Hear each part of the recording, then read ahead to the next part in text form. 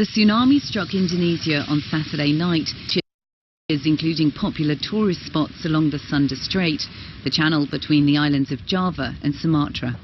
The pop group 17 were performing when the wave engulfed their stage. Their singer confirmed on social media that the band's bass player and tour manager had died, and others, including his wife, were missing. Officials say the death toll is likely to continue to rise. Hundreds more were injured in the disaster, which authorities say may have been caused by underwater landslides following an eruption by the nearby Krakatoa volcano.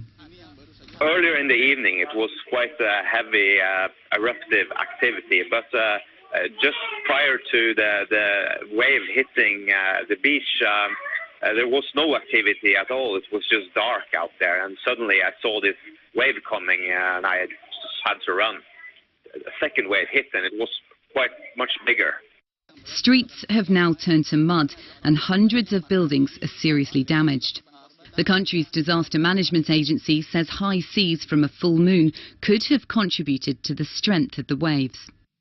Indonesia is prone to earthquakes and tsunamis because it straddles the so-called Pacific Ring of Fire, where tectonic plates collide.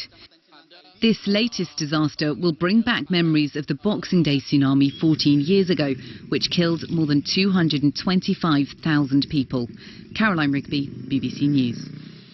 Well, our Indonesia editor Rebecca Henschke spoke to us a short time ago from the coastal town of Anyer.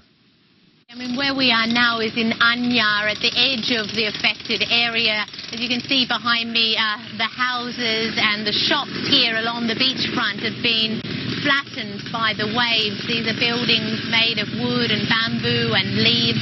The woman here that runs this shop says that she was hoping that this holiday season would be a time of great income coming in. This area is a very popular tourist destination for Indonesians at this time, yet now she's lost everything. Her house over there collapsed.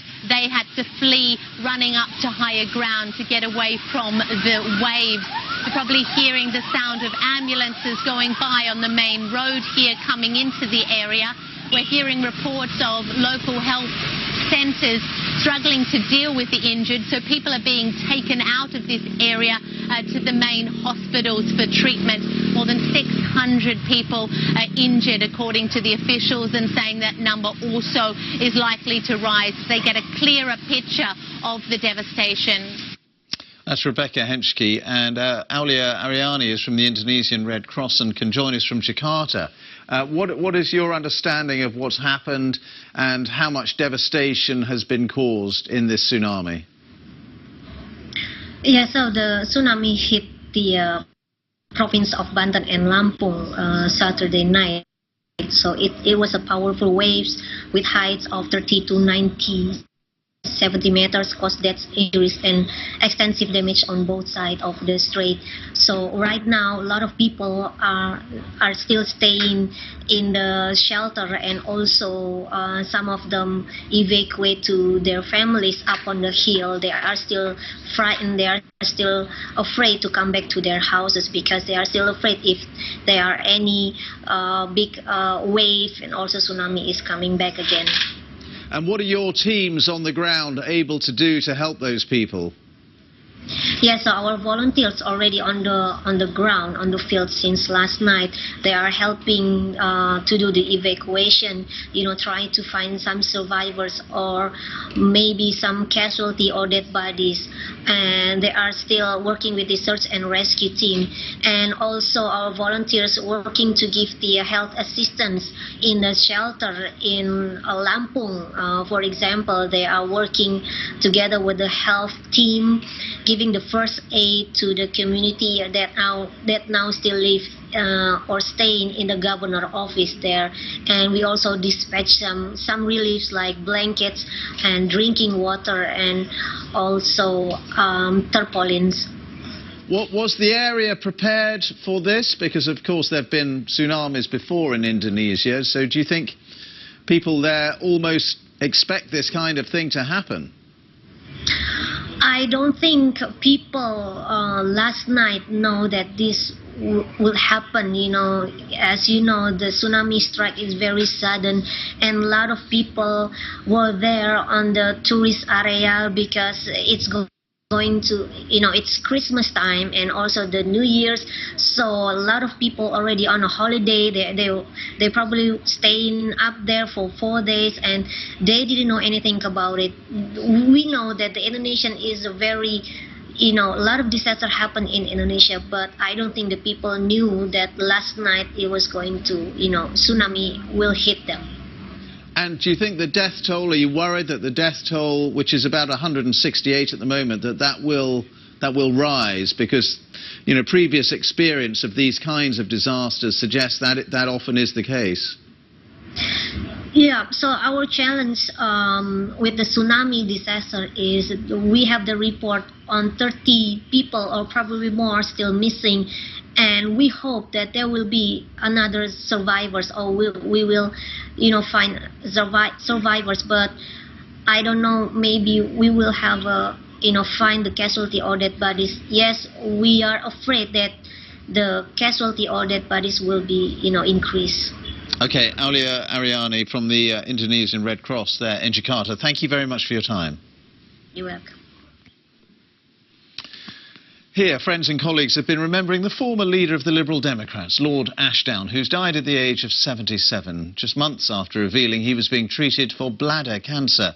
He led the Liberal Democrats for more than a decade, from 1988 to 99, and he's credited with making the party a significant third force in British politics. Vicky Young now looks back at his life. This is how most people will remember Paddy Ashdown, the action man, the party leader with the least affection for Westminster. Long before he fired his first political salvos, he was a military man. A Marine, he saw active service in Borneo and Malaya. After a period as a diplomat and some time on the dole, Paddy Ashdown got involved with the Liberals, elected MP for Yeovil in 1983. Later, in 1988, after the painful merger with the SDP that formed the Liberal Democrats, he became leader. I say to the millions out there who are concerned about poverty and about unemployment, come and join us. The party was at rock bottom in the polls and financially crippled. Paddy Ashdown built it up again, but at some cost to his home life.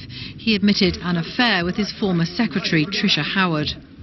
What Paddy said stands. He's made a statement already, and I was perfectly well aware of what he was going to say.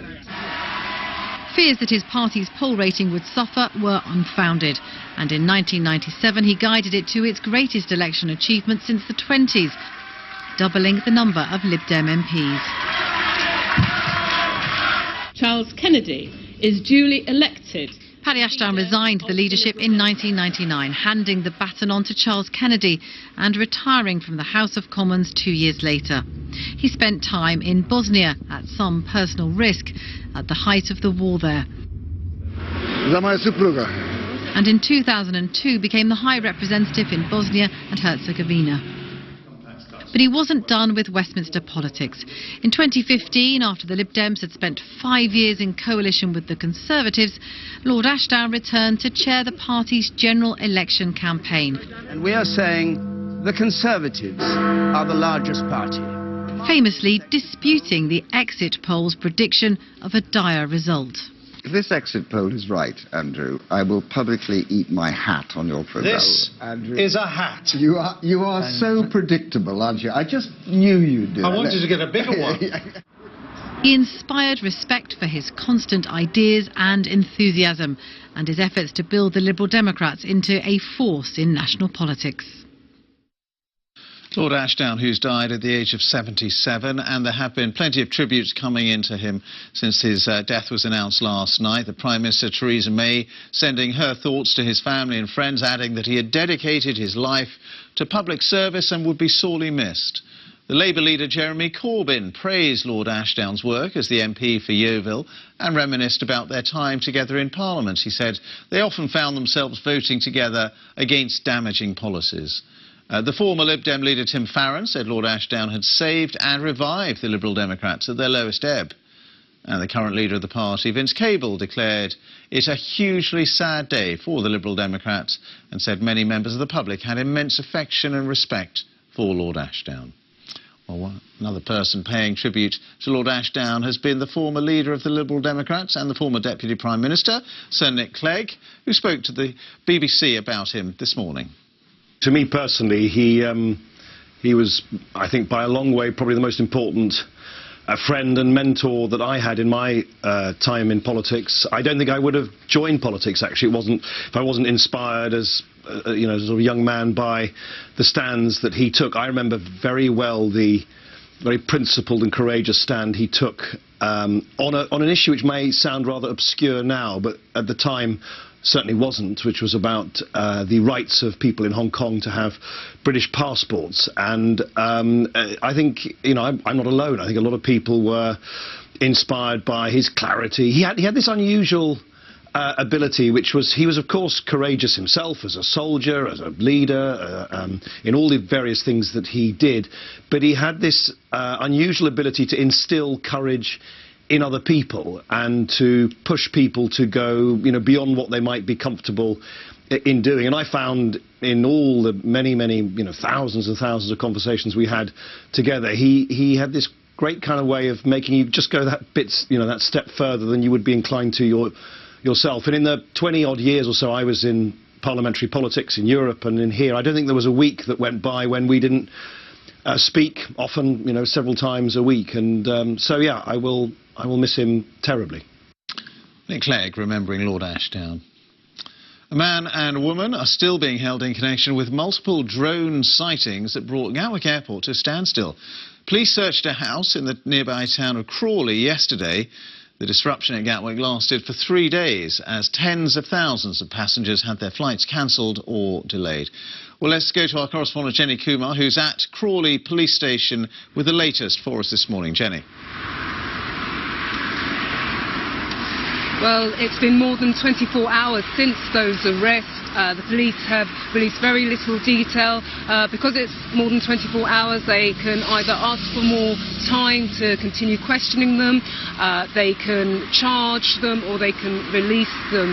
Now, we do know that the two people, a 47-year-old man, a 54-year-old woman, are from Crawley, this town near Gatwick.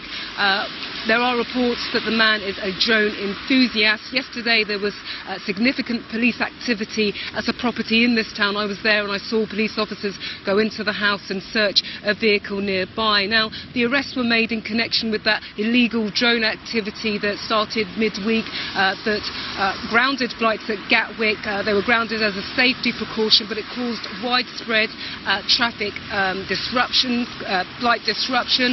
Around 1,000 flights were affected. Around 140,000 passengers experienced their delays or cancellation as a result of it.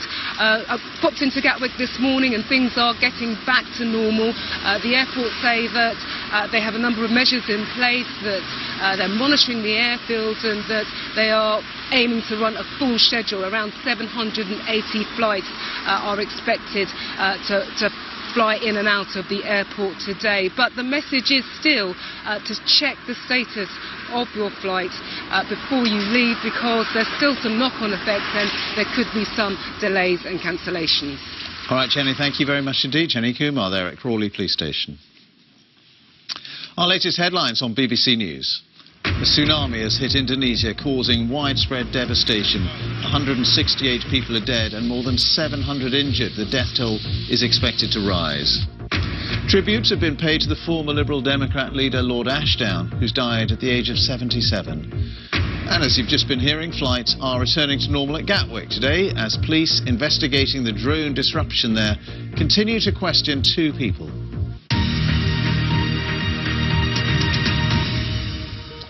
Richard's got all the latest sport for us at the BBC Sports Centre. A fascinating day of action in the Premier League yesterday, Richard. Yes, Ben, plenty to talk about. And come the end of the season, we might look back at yesterday as one of the days that changed the destination of the Premier League title. Manchester City surprisingly lost 3-2 at home to Crystal Palace, which means Liverpool will sit 4 points clear at the top of the Premier League table on Christmas Day. City's defeat wasn't the only shock of the day, as Chelsea were beaten by Leicester and Ole Gunnar Solskjaer got off to the perfect start with Manchester United. Joe Linsky looks back. This is the week Manchester United found a fresh start in an old face. Ole Gunnar Solskjaer once scored the goal that sealed the treble in '99. Now he brings a new impact from the bench. Rashford will strike and find the bottom corner. What a perfect start. It took Marcus Rashford 3 minutes to show their newfound ambition. He was part of a front line that did include Paul Pogba.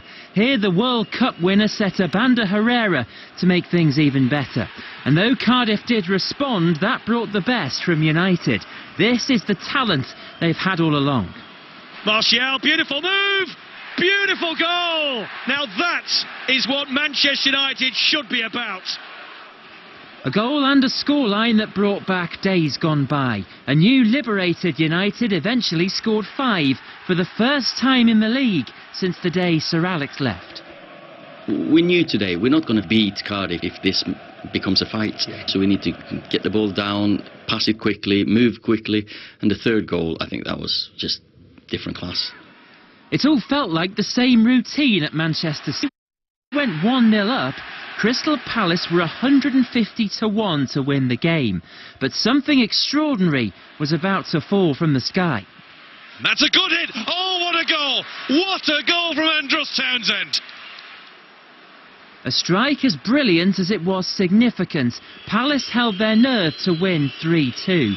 A result that means City trail Liverpool at the top by 4 points. But Chelsea are perhaps now too far behind. They were swept away by Leicester City in one flash from Jamie Vardy. That goal may just keep his under-pressure manager Claude Puel in charge, because in this league it can take just one match to transform the mood. Joe Linsky, BBC News. Boxing now, and Josh Warrington retained his IBF featherweight world title belt with a thrilling points win over Carl Frampton at the Manchester Arena. Warrington got the better of the former champion Frampton from the very first round, but somehow the Northern Irishman managed to stay on his feet right up to the final bell. It was always obvious, though, that Warrington had done enough, and as he told the BBC's boxing correspondent Mike Costello, it's all still sinking in. I don't know what words to say right now, you know, my hands are a bit sore and I've got a few bruises on my forehead, but done it, Anna. I've done it, you know, doubted from the start of the year. If you'd have said to the boxing public that Josh Warrington will go on, he'll beat Lee Selby and he'll beat Carl Frampton back to back, they'd laughed you in the face. You know, that nobody would have believed that. Nobody would have believed that. But I've done it. I've shown what I'm about, and the journey continues, Mike. Meanwhile, in London, Dillian Whyte knocked out Derek Chisora in the battle of two British heavyweights. He had to wait until the 11th round to find the decisive blow. Afterwards, Whyte called for a rematch with world champion Anthony Joshua, who hopes to face at Wembley next year. But Joshua says Whyte is third on the list. Joshua's talking rubbish, man. We're just talking rubbish. I'm not going to sit around and wait for him.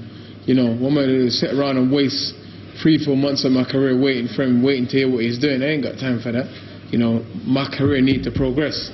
You know, there's fighters that sit down and wait 2 years, wait to hear, wait for the call. I can't do that. You know, time's ticking. Darts now, and Michael van Gerwen is safely through to the last 16 of the PDC World Darts Championship. The world number 1 beat Germany's Max Hopp 4-1 at Alexandra Palace in London. Van Gerwen has won the tournament twice before, in 2014 and then again in 2017. Probably be hard to beat again this year. That's all your sport for now. We shall have more for you a little later on. Richard, thank you very much indeed. Let's get more now on our main news this morning.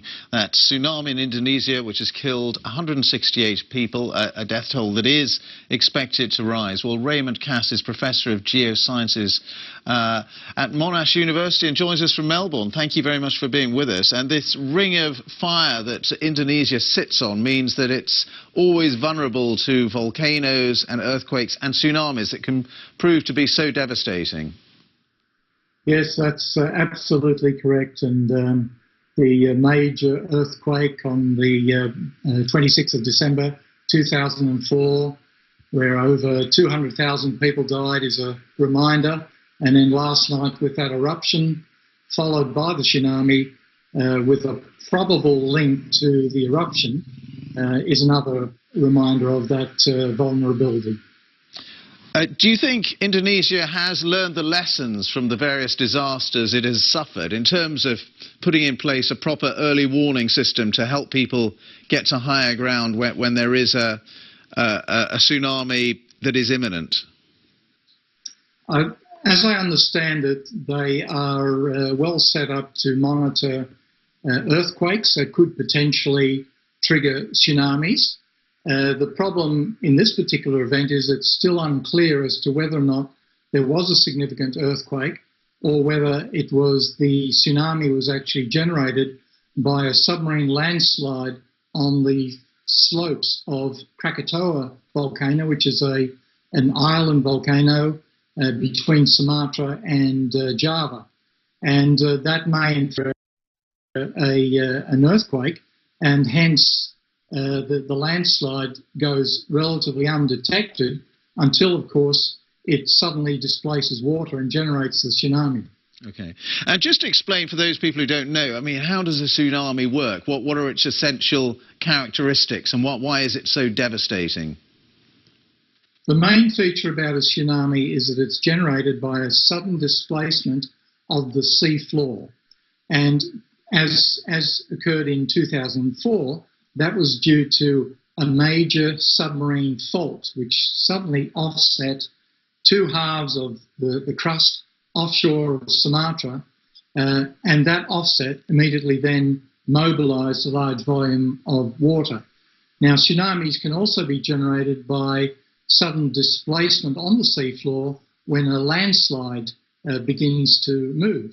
Landslide could come in from a subaerial slope or from a submarine slope.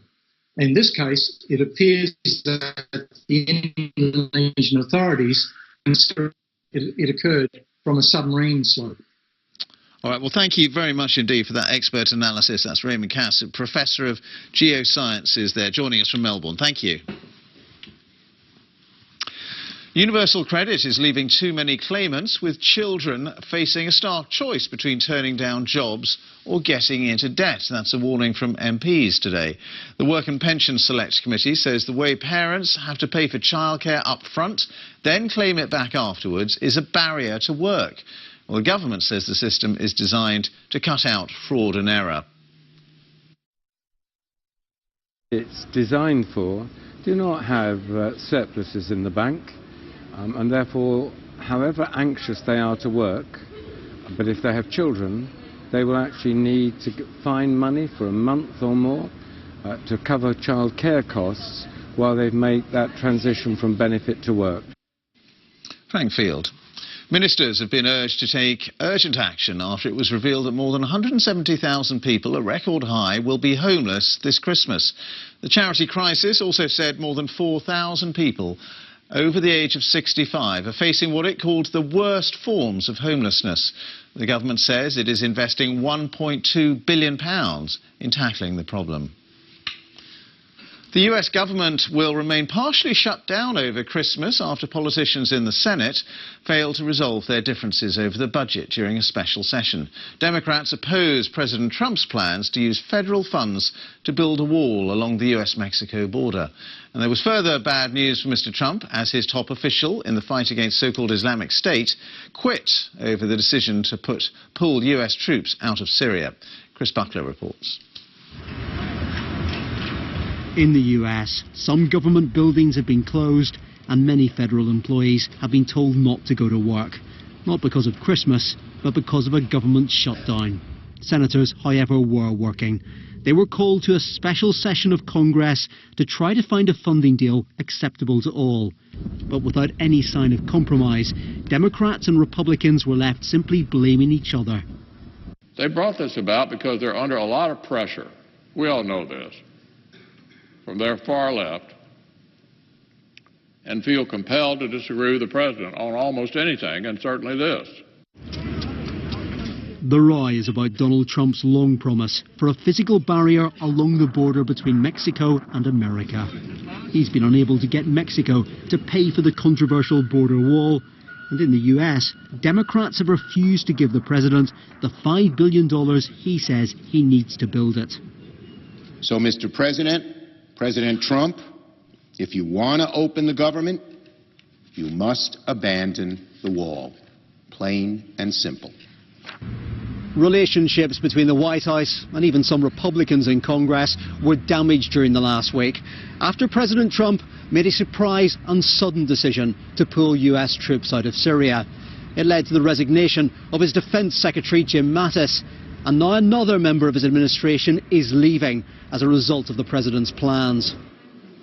Brett McGurk is the US Special Envoy to the global coalition fighting the so-called Islamic State group. In his resignation letter, he made clear his concerns that the president's claims that IS had been defeated were. Only a week ago, Mr. McGurk raised fears of an early end to the campaign in a BBC interview. So the point is the military commitment doesn't end with the end of the caliphate? That's absolutely right. And there's no timeline on it? No timelines. Washington is preparing for a short Christmas break, but goodwill is in short supply. And with a government shutdown and questions about presidential policy, this seems like a less than happy holiday for Donald Trump. Chris Buckler, BBC News, Washington. Look at our latest weather forecast for you now. Here's Susan Powell. Hello. Our forecast for Christmas week is a pretty quiet one. The weather's settling down thanks to a building area of high pressure, but that high will trap underneath it quite a lot of cloud, so some quite grey prospects in the coming days.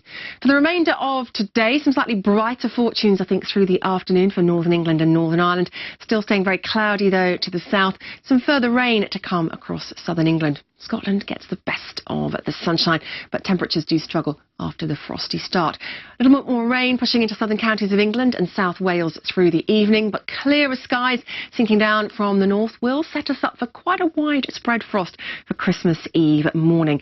Milder to the south, of course, though, where we have the covering of cloud and some rain around. That, though, should continue to push away through Monday morning, and for many areas we're looking at a dry day for Christmas Eve with some brightness. It will, though, feel a shade cooler than it has through the weekend, especially in the south.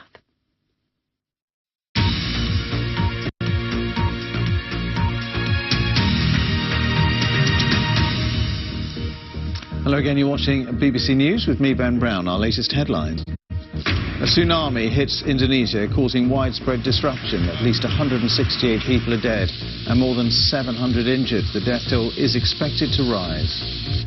Tributes are paid to the former Liberal Democrat leader Lord Ashdown, who's died at the age of 77. Flights are back to normal at Gatwick as police investigating the drone disruption there continue to question 2 people. The US government shutdown is set to run through Christmas as the battle over the border wall with Mexico continues.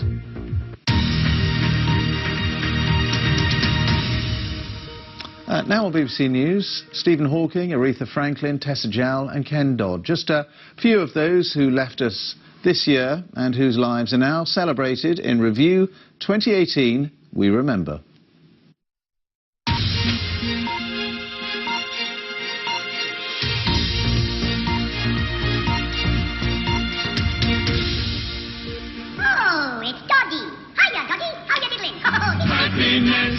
Happiness, the greatest gift that I possess. I always go up on the stage and say, by Jove, what a beautiful day.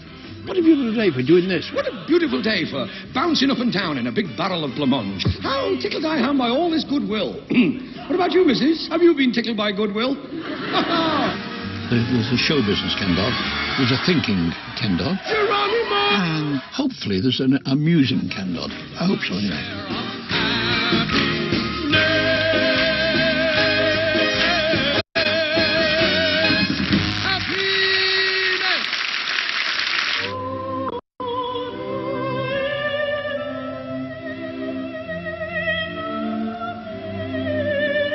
I put the television on, and there was the group and Freddie of all, and I said, what do you like more of Spain?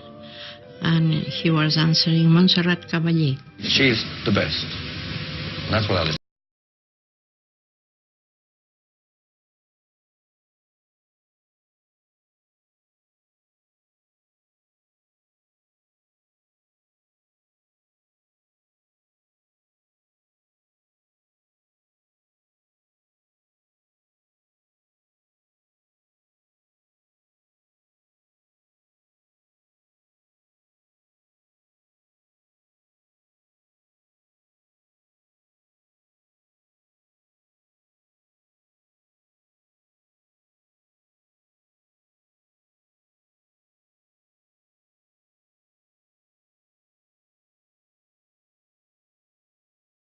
Not on duty, miss. Do you smoke? Not on duty, miss. Well, do you mind if I smoke? No, of course not, miss. Thank you so much.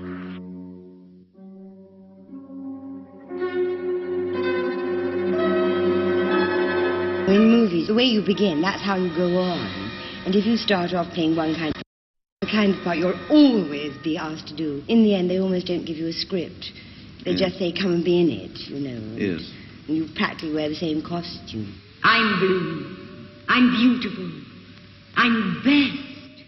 The funny thing is, you can be much more round the corner with jokes with children. You can say something that's very tongue-in-cheek or very camp to a child, and it will get the joke. A listening adult may not. The villain loses? That can't be.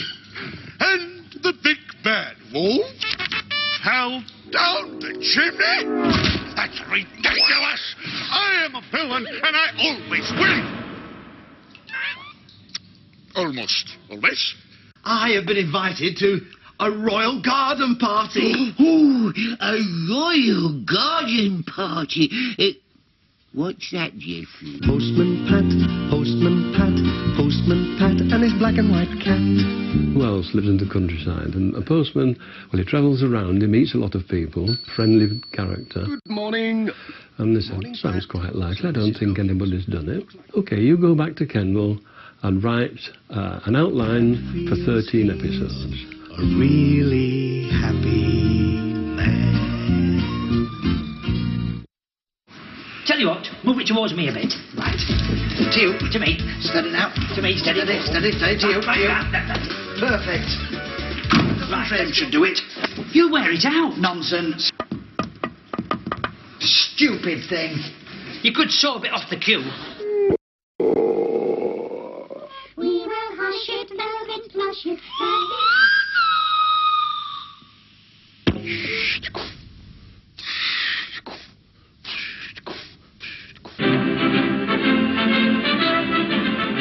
Here is an illustrated summary of the news. It will be followed by the latest film of events and happenings at home and abroad. In those early days, newsreaders were never seen because it was feared that our facial expressions might not always look impartial. And worse still, that we might turn the news into a personality performance. Police reinforcements were drafted into Downing Street tonight as the crowd outside number 10 built up to about 300.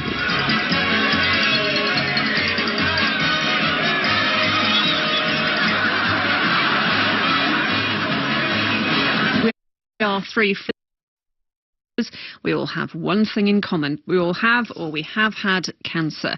I'm basically writing down my whole life in a book for my little boy Freddie, who is 3, and I just really hope that through his life he will come back to that book and take comfort from it and feel like he knows the kind of person that his mother was.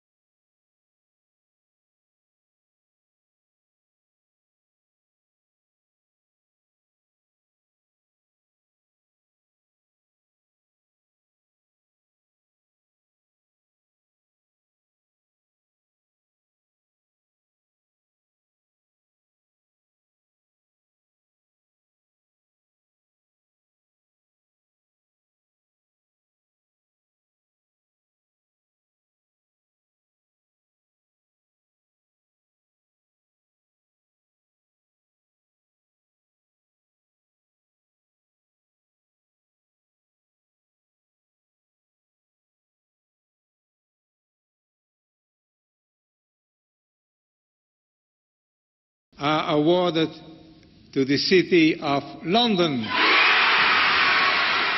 I am Tessa Jowell, Olympic Minister. What gives a life meaning is not only how it is lived, but how it draws to a close. I hope that this debate will give hope to other cancer patients like me, so that we can live well together with cancer, not just dying of it. I will faithfully execute the office of President of the United States. So help me God.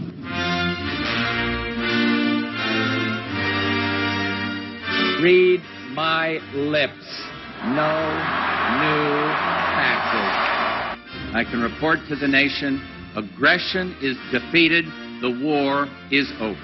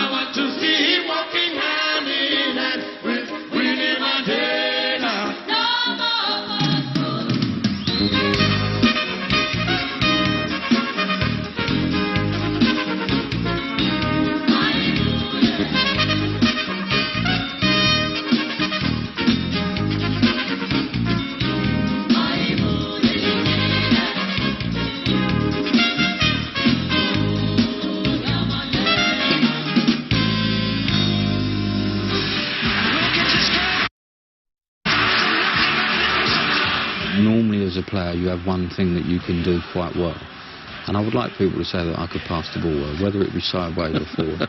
I'm not too sure. That was my philosophy of the game: keep the ball, make the opposition work, so when they receive the ball, now they're tired because they'll have to work hard to get it back. Don't give the ball away cheaply. Ray Wilkins scores for England. Regis taking it well on the chest, and a lovely piece of control by Regis. Oh, and what a great shot! Regis. And Armfield, a perfect interception. Yeah, people look back and they say, well, if you remember the World Cup squad, it's not the same as being in the 11 who played in the final.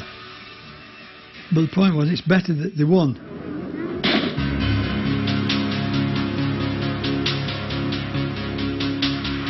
I had a moment of mixed joy and anguish when my mind took over.